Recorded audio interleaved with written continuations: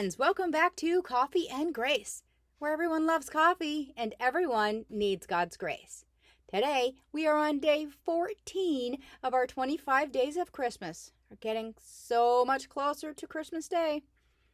Today's Advent reading is Don't Miss Christmas by Mary Sutherland. The Christmas rush is on. I know many of you are still looking for the perfect gift, wrapping presents, baking your famous sugar cookies, packing the car for a long trip, and wrestling with overly excited children. Ho, ho, ho! Stop right where you are, take a deep breath, and travel back with me to a time where there was no hope and no celebration. I can't imagine a world without Jesus, and yet many times I live my life as if he doesn't even exist. A trial comes, and I try to handle it on my own.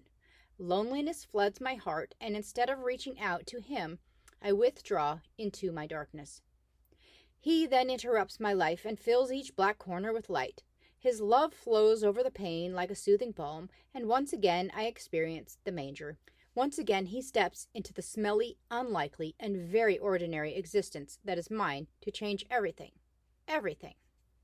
Jesus could have come to us in many ways, but he chose to interrupt the very ordinary with the most extraordinary. He could have chosen to be born in a palace. After all, he was a king. Yet his life on earth began in a manger, housed in what amounted to little more than a dirty, smelly barn. The simplicity of his birth is one of his most precious gifts to me, and one of the most profound life lessons. I often wish I had been there that holy night when Jesus was born, but then he reminds me that I have my own manger, my own holy moment when God became a reality to me, and I worship him. Every year I am reminded of the very heart of Christmas, Emmanuel, God with us. God wants to be involved in the simple, ordinary happenings of daily life. Where we go and what we do, the smile we give the harried stranger, and the patience we exhibit in the crowd of impatient shoppers.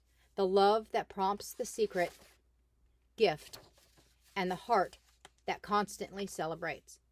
His birth through every sparkling light, every beautifully wrapped gift, each special meal, every card, phone call, and visit.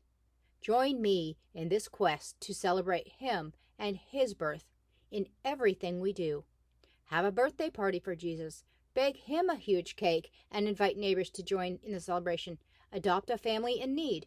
Reach out to the lonely. Look for him in the crowd. Emmanuel, God with us. Thank you so much for joining me today on this 14th day of our Advent, and I will see you again tomorrow for our day 15 of our 25 days of Advent. Until then, God bless.